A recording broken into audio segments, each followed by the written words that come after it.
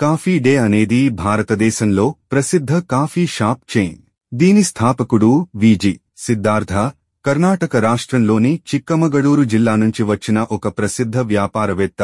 ఆయన కుటుంబం ప్రధానంగా కాఫీ సాగు మీద ఆధారపడేది. సిద్ధార్థ ముంబైకి వెళ్లి జేఎం ఫైనాన్షియల్ సర్వీసెస్లో పనిలో చేరి స్టాక్ మార్కెట్లో అనుభవం పొందారు. తర్వాత బెంగుళూరుకు తిరిగి వచ్చి తన స్టాక్ బ్రోకింగ్ సంస్థను స్థాపించారు. కాఫీ డే తొలి షాప్ బెంగుళూరులో ప్రారంభమైంది. కాఫీ డే కేఫ్ ద్వారా సిద్ధార్థ కాఫీ ప్రేమికులకు ఒక నూతన అనుభవాన్ని అందించారు. Cafe coffee day global limited company Chikkamagaluru ఆధారిత వ్యాపారం. ఇది 20,000 ఎకరాల తన సొంత ఎస్టేట్లలో కాఫీని పండిస్తోంది. ఇది ఆసియాలో అతిపెద్ద అరబికా గింజలను ఉత్పత్తి చేస్తుంది. యుఎస్, యూరప్ మరియు జపాన్తో సహా వివిధ దేశాలకు ఎగుమతి చేస్తోంది. సిద్ధార్థ కాఫీ డే చైన్కు పేరెంట్గా ఉన్న కాఫీ డే గ్లోబల్ను విలీనం చేసినప్పుడు కేఫ్ చైన్ను ప్రారంభించారు. కాఫీ డే కేఫ్లు క్రమంగా భారతదేశమంతటా విస్తరించాయి మరియు ప్రపంచంలోనే పెద్ద కాఫీ రిటైల్ చైన్లలో ఒకటిగా నిలిచాయి.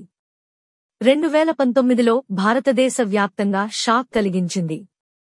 సిద్ధార్థ అదృశ్యమయ్యాడు మరియు అతని మృతదేహం 2 రోజుల తరువాత నేత్రావతి నది బ్యాక్ వాటర్లో కనుగొనబడింది. ఆర్థిక సమస్యలు, అప్పుల భారంతో ఆయన తీవ్ర ఒత్తిడికి లోనయ్యారని అందరూ భావించారు. ఆయన మరణం తర్వాత ఆయన భార్య మాలవిక హెగ్డే కాఫీ డే ఎంటర్ప్రైజెస్ లిమిటెడ్ సీఈఓగా బాధ్యతలు స్వీకరించారు. మాలవిక హెగ్డే కష్టకాలంలో కంపెనీని నడిపించడంలో తనదైన ప్రతిభ చూపించారు. అప్పుల భారాన్ని తగ్గించడానికి కృషి చేసి కంపెనీని తిరిగి లాభదాయకత వైపు తీనాటికి కంపెనీ అప్పు రూ. 7,000 కోట్ల నుంచి 1,731 కోట్ల రూపాయలకు తగ్గించడంలో విజయవంతమయ్యారు. మాలవిక హెగ్డే తన భర్త సిద్ధార్థ కలలని నిజం చేస్తూ కాఫీ డే కేఫ్లు భారతదేశమంతా విస్తరించాలన్న లక్ష్యాన్ని ముందుకు తీసుకెళ్తున్నారు.